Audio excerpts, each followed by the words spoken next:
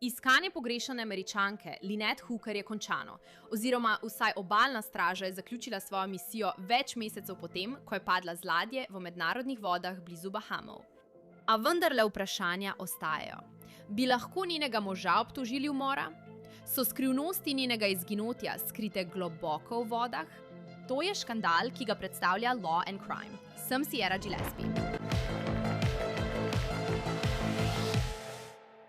Obalna straža Združenih držav Amerike je sporočila, da zaključuje iskanje Lynette Hooker, Američanke, ki je aprila izginila na Bahamih skupaj s svojim možem Brianom. V tednih po izginotju Lynette smo imeli več vprašanj kot odgovorov. Kaj je z neskladji v Brianovi zgodbi? Kaj pa pretekla zgodovina domnevnih zlorab? In predvsem, kje je Lynette in kaj se je zgodilo? Le Brian Hooker resnično pozna resnico. Je šlo za tragično in nepredvidljivo nesrečo, ali pa je to lahko nekaj veliko bolj zloveščega? Današnji škandal nas popelje na otoke Abaco, skupino otokov na severu Bahamov. In prav tam sta Lynette Hooker in njen mož Brian aprila plula z jadrnico. Po besedah Lynettine hčerke sta bila zakonca poročena približno 25 let in sta skupaj jadrala več kot desetletje. Njuno zadnje potovanje pa ju je popeljalo vse do Bahamov, kjer sta svoje neverjetne dogodivščine dokumentirala na TikToku in YouTubu. A stvari so se spremenile v soboto 4. aprila, ko je Lynette padla v morje. Po Brianovih besedah sta bila tistega večera z Lynette na svojem 8 čevljev dolgem čolnu in se vračala na svojo jahto Soulmate. Medtem ko sta se peljala ob Elbow Keyu na severnih Bahamih, Brian pravi, da so se valovi močno povečali, zaradi česar je Lynette padla iz čolna. Nato pravi, da se je nenadoma pojavila močna tok in jo začela odnašati stran. CNN poroča, da Brian trdi, da je Lynette nazadnje videl, ko jo je tok odnašal stran in je poskušala plavati proti obali. A na neki točki pravi, da jo je popolnoma izgubil izpred oči. In od tam naprej so se stvari še poslabšale. Po navedbah preiskovalcev je Brian potreboval do približno 5. ure naslednjega jutra, da je prijavil izginotje Lynette. To bi lahko šteli za sumljivo, vendar pa bi za to lahko obstajal tudi dober razlog.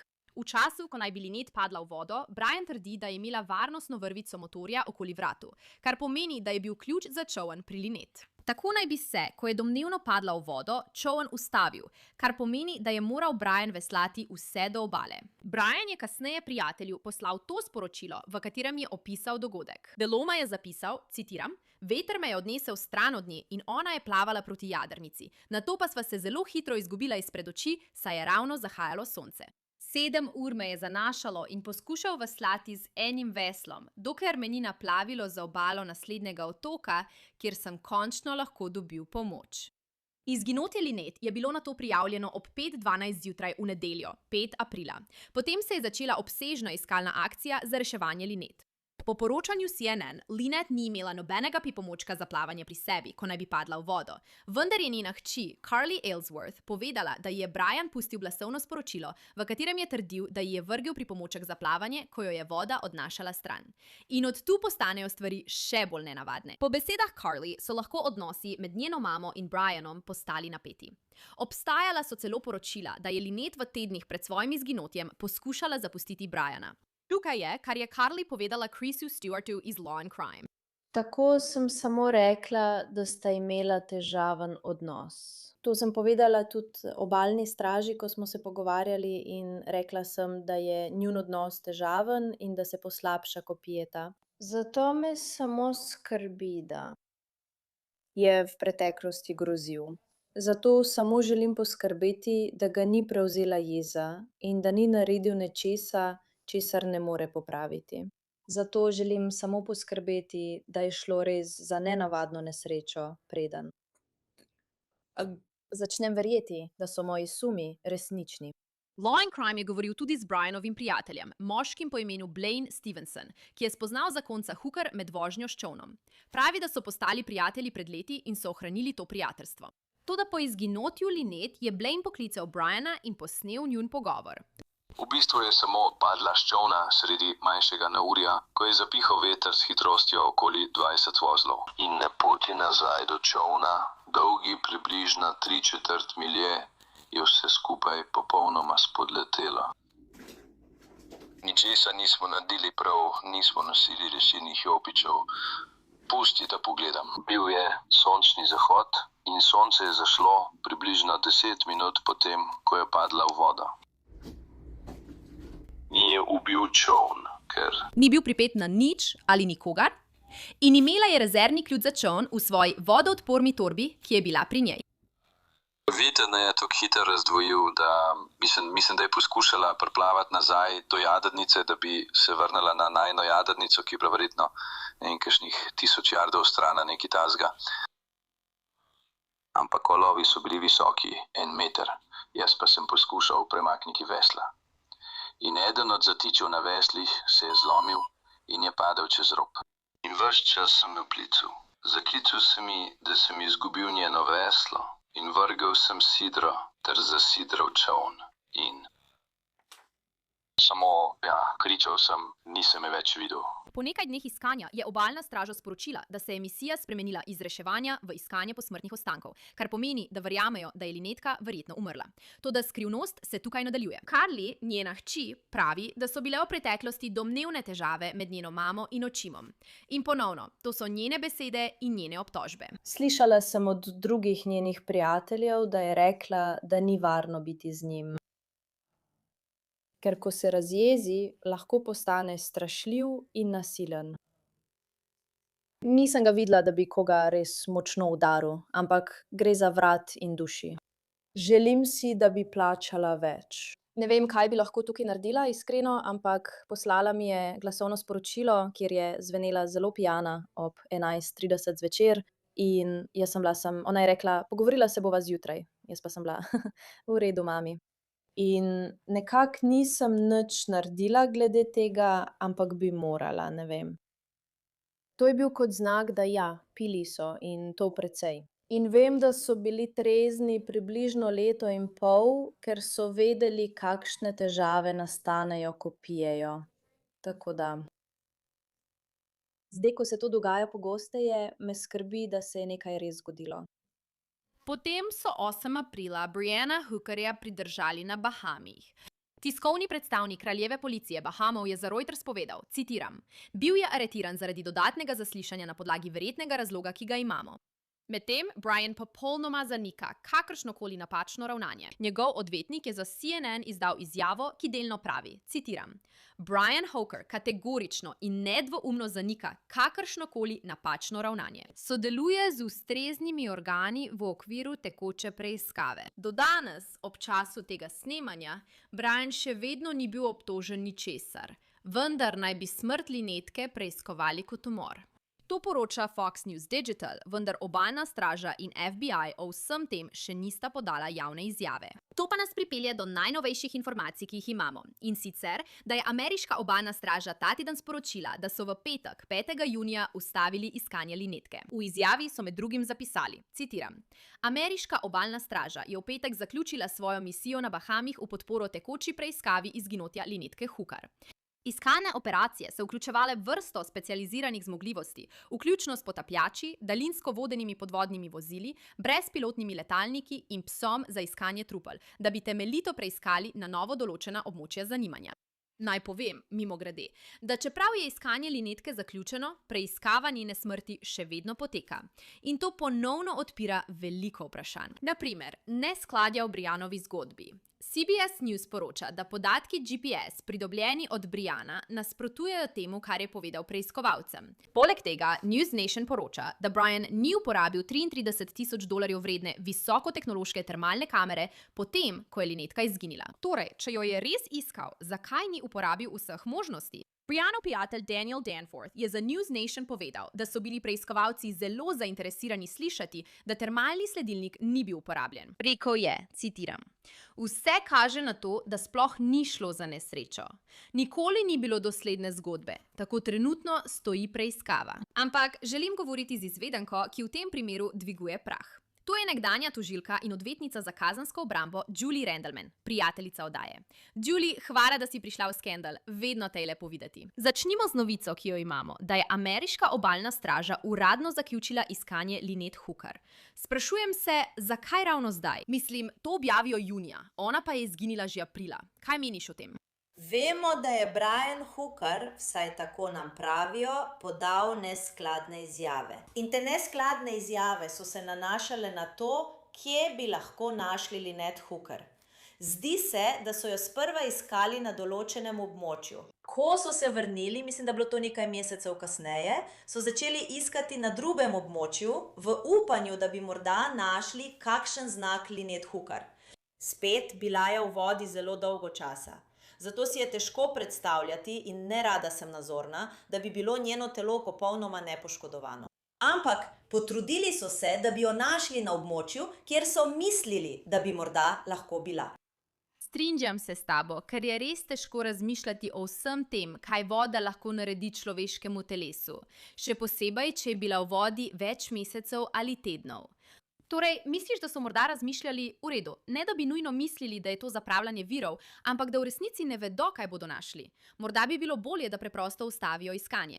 Mislim, da res pride trenutek, ko se iskanje konča. Mora obstajati trenutek, ko ugotovijo, da iskanje ne bo več učinkovito. Mislim, da gre za obe stvari. Mislim, da se zavedajo, da telo verjetno ne bo več celo.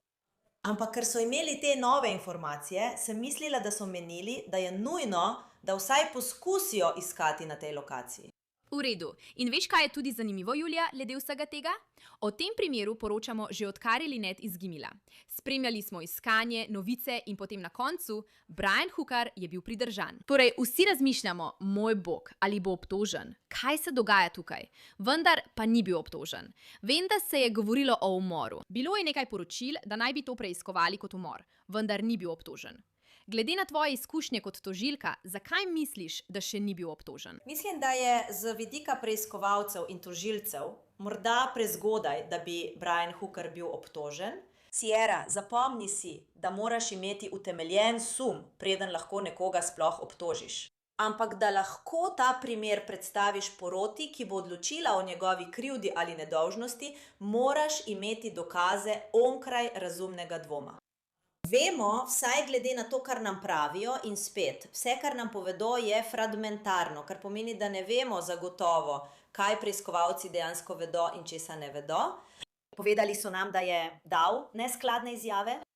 Zdi se, da je res, saj so se vrnili na kraj, kjer so verjeli, da bi lahko bilo truplo, kar je bilo drugače, kot je prej povedal. Torej, vemo, da je verjetno dal neskladne izjave. Ne poznamo celotnega obsega teh neskladnih izjav, vendar se zdi, da jih je res dal. Obstajajo teorije, zdaj so tudi pogovori sosedov, pa tudi, mislim, da mati Lynette Hookerjeve, da je bilo med njima družinsko nasilje. Kakšen je obseg tega, ne vem. Mislim, da je ena od stvari, ki jih morda preiskuje bodisi policija ali, tožilstvo, kakšen je motiv. Je to nekdo, ki je imel punco, pa nihče za to ne ve? Je to nekdo, o katerem sem govorila pred nekaj dnevi, ali je sklenil življenjsko zavarovanje 2 tedna prej? Mislim, različne stvari, ki bi lahko vsaj posredno dokazale, da je imel motiv, da jo ubije. V redu. Omenila si nekaj stvari, o katerih sva govorili v tej epizodi in rada bi šla malo globje. Začniva torej z neskladi tukaj. Govorila si o tem, kjer je on rekel, da je šla čez krov tukaj na čolničku na tem območju, pa niso ničesar našli. Potem so pogledali na drugem območju in so nekako začutili, da bi morda bilo v tej smeri namesto tega. Obstajajo tudi neskladja glede GPS-a, časa, ko je prijavil, da pogreša njo in podobnih stvari. Kakšno je tvoje mnenje o tem? Mislim, ker poznaš obe strani. Imaš tožilsko stran, ampak tudi odvetnico obrambe. Torej, če si njegova odvetnica, ali ne bi mogla reči nekaj takega kot naprimer, glejte, to je res stresen trenutek. Njegova žena pade v vodo, on je res pod stresom. Seveda se ne spomni stvari natančno do sekunde, ampak kot tožilka, ali ne bi mogla reči nekaj takega kot, v redu, ali ne bi moral biti pozoren na te stvari? Mislim, ali ni to lahko gledano z obeh strani? Res je, mislim, da imaš prav. Kot tožilka bi na neskladne izjave odgovorila, da gre za človeka, ki je ves čas na vodi. Njegova žena je ves čas na vodi. Pozna GPS, pozna lokacije. Obstaja lahko en razlog, zakaj ni iskren, in to je, ker noče, da bi našli truplo. Če najdejo truplo, bodo ugotovili, da je bila ustreljena, da je bila zabodena. Bila je, veš, na nek način hudo poškodovana. In to je teorija tožilstva. Obramba pa pravi, vemo, da sta veliko pila. To je vsaj ena od stvari, o katerih smo slišali. Morda je bil tako pijan, da se ne spomni, kje sta bila. Kar si trdila, torej, da je bil morda tako potrt, da se preprosto ne spomni natančno, kje so stvari. Mislim, da bi bile nedoslednosti same po sebi, Če ne bi imeli več dokazov, problem za tožilce v prihodnje. Kaj pa grožnje, ki ste jih omenili?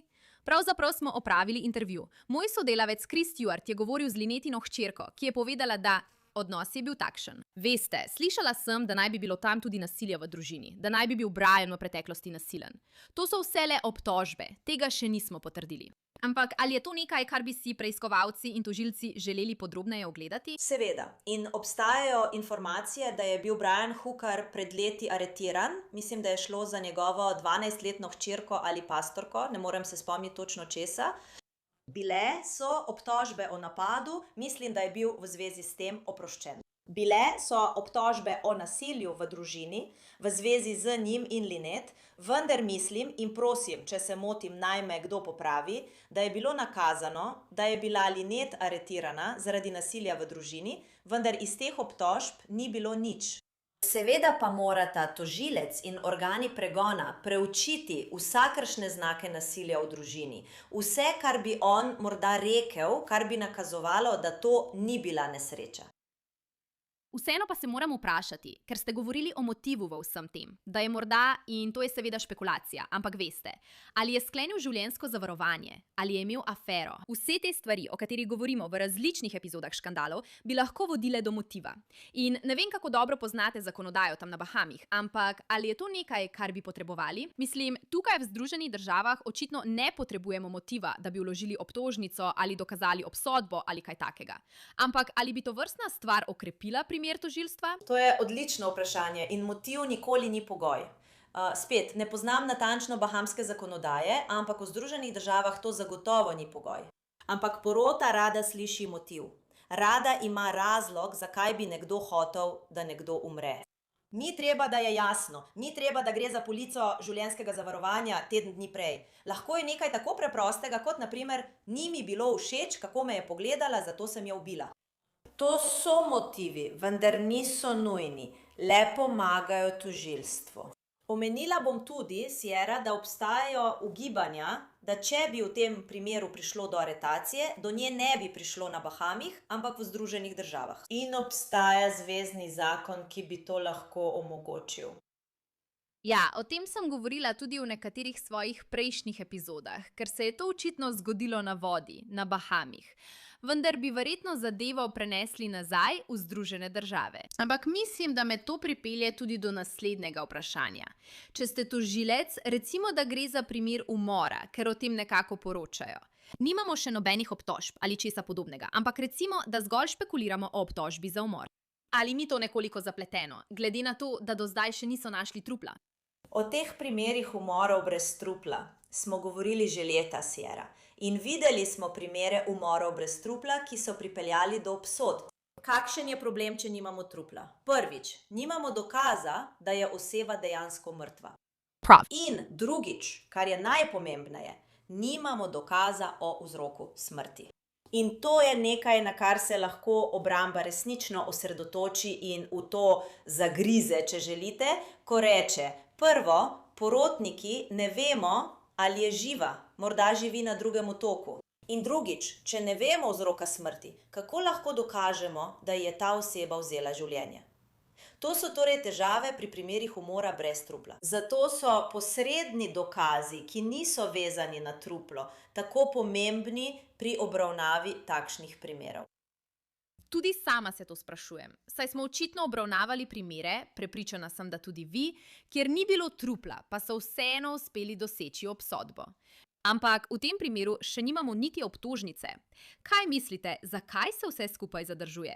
Mislite, da bodo tožilci na koncu vložili obtožnico proti Brianu Hookerju?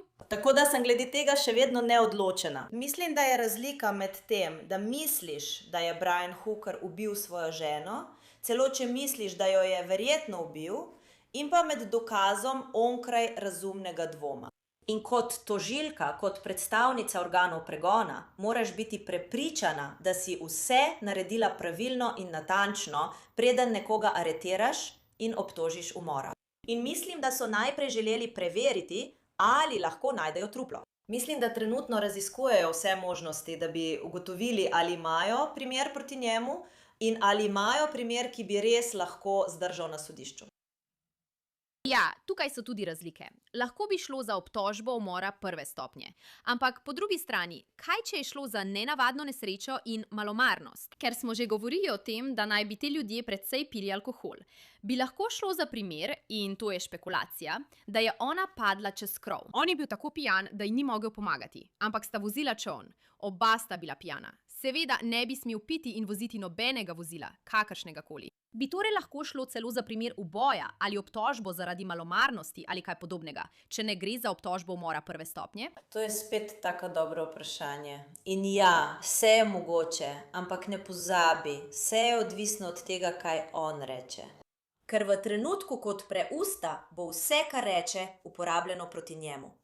Ne vemo, ali je priznal, da je bil pijan. Ne vemo. Očitno je minilo več ur, preden je to prijavil, kar je vprašanje, ki so ga izpostavili preiskovalci. Ampak ne vem, če bomo sploh lahko ugotovili, kakšna je bila stopnja alkohola oziroma drugih snovi v njegovem telesu v času tega dogodka in nimamo njenega telesa. Tako da ne vemo, kakšna bi bila njena raven toksinov v tistem času. Za razjasnitev teh stvari boste resnično potrebovali več kot le to, kar imate do zdaj. Potrebovali boste dodatne izjave. Mimogrede, morda je dal dodatne izjave in jih ne poznamo, ampak zagotovo je mogoče, če jih je, potem bi lahko šlo za neko obliko malomarnosti. V redu, tako da imamo nekaj dodatnih izjav, tako rekoč. V naši današnji epizodi je bil en prijatelj, ki je imel nekaj telefonskih pogovorov z Brianom in jih je posnel. Torej imamo to kot prvo. SMS sporočila. Potem imamo še glasovno sporočilo, ki ga je pustil Lynettiini hčerki, vse te stvari. Kako to vpliva na sodišče? Ali so te stvari dovoljene? Ali bi obramba skušala izločiti te stvari? Kako je z govorico po drugi osebi? Lahko to malo razložite? Torej, če naredite, mislim, da je bil telefonski klic, lahko se motim, enemu od družinskih članov, da je bila pogrešana. Morda se motim. Ne spomnim se, vendar se morda motim, da bi bilo kakšno priznanje, naprimer, da je bil vpleten alkohol. Prav. Torej, kar zadeva izjave, se spomnite, da jih obramba gleda na dva različna načina. Nekatere od teh izjav so za obrambo koristne, zato bi jih želeli vključiti. In tiste izjave, ki niso koristne, so tiste, za katere bodo trdili, da so govorice in jih ne bi smeli vključiti. Pri obtožencu je nekoliko drugače, ker velikokrat, ko obtoženec poda izjavo, je argument ta, da to niso govorice, ker gre za priznanje. Morda to ni priznanje kaznivega dejanja, lahko pa je priznanje nečesa v zvezi s kaznivim dejanjem, kar omogoča, da se izjava upošteva. Ampak spet mislim, da bi vsako izjavo podrobno analizirali glede njene vrednosti. In to je res naloga odvetnikov obrambe, da pregledajo in povedo, ja, to želimo, ne, tega ne želimo. Tukaj je, zakaj se borimo, da bi bilo vključeno ali izključeno. In spet, še vedno ni obtožb. Torej, to je zadnje vprašanje, ki ga imam zate, Julie. Kaj pričakuješ, da se bo tukaj zgodilo? Mislim, vem, da si ljudje želijo pravice. Še vedno nimamo odgovorov, kje je Lynette. Omenila si nekaj, kar bi lahko obramba rekla. Veš, ali je prostovoljno odšla? Je to situacija kot v filmu Izginotje? Je na drugem otoku z nekom, s katerim je bila? Kdo pa ve? To so vse špekulacije. Ampak kaj bi ti pričakovala? Bi bile vložene kakšne obtožbe? Preiskava. Vem, da obalna straža je ne išče več, oziroma ne išče več njenega telesa, ampak organi pregona še vedno nekako preiskujejo in tam napredujejo. Torej, kakšna je tvoja hipoteza glede tega, kaj nas čaka? Mislim, da je odvisno. Spomni se, da so tam končali z iskanjem, niso pa končali s preiskavo. Vemo tudi, da so si ogledovali čoln in pomožni čoln. Verjetno zaradi kakršnihkoli forenzičnih dokazov. Nisem prepričana, ali jih bodo sploh našli. Spomni se, da so živeli na čolnu. Naprimer, če bi bila tam kaplja krvi, ne vem, če bi to pomenilo, da je prišlo do napada. Ampak mislim, da je, kot pravim, zame še prezgodaj za zaključke. Prezgodaj je, da bi predvidevala, da ga bodo aretirali. Glede na to, kar vem do zdaj, brez dodatnih informacij, se zdi, da nimajo dovolj dokazov. Ampak nisem na njihovem mestu. Pričakovala bi, upam, da imajo veliko skrivnosti, ki jih niso povedali medijem in da jih zadržujejo zase, ker tako običajno poteka preiskava. In če obstajajo dokazi, za katere ne vemo, ki kažejo nanj, potem bomo morda videli aretacijo. Čas bo pokazal. Ja, mislim, da je tako pravka, ne? Ker želiš ohraniti integriteto preiskave, da lahko, če se je res nekaj zgodilo, uporabimo vse dokaze na sodišču. Policisti, preiskovalci, detektivi, kdorkoli res želijo poskrbeti, da je vse urejeno, da imajo vse pod nadzorom. Tudi tožilci bi želeli imeti vse te informacije, da jih lahko uporabijo. Mislim, da je nasplošno to res tragičen primer, pri katerem imamo še vedno toliko vprašanj. Hvala Julie Randleman, da ste prišli v oddajo Scandal in delili svoje mnenje o primeru. Hvala, da ste me povabili, kot vedno. Če imate kakršnekoli informacije o tem, kje se nahaja Lynette Hooker ali kakšen namig v zvezi s primerom, prosim, obrnite se na ameriško obalno stražo, saj preiskava še vedno poteka. In tukaj se za zdaj zaključuje današnja epizoda Škandala. Če vam je bilo všeč, kar ste videli in želite videti več ali se povezati z mano na družbenih omrežjih, me lahko najdete na Instagramu kot Sierra Gillespie. Hvala, ker ste si ogledali današnjo epizodo Škandala. Kot vedno sem bila vaša gostiteljica Sierra Gillespie in se vidimo naslednjič.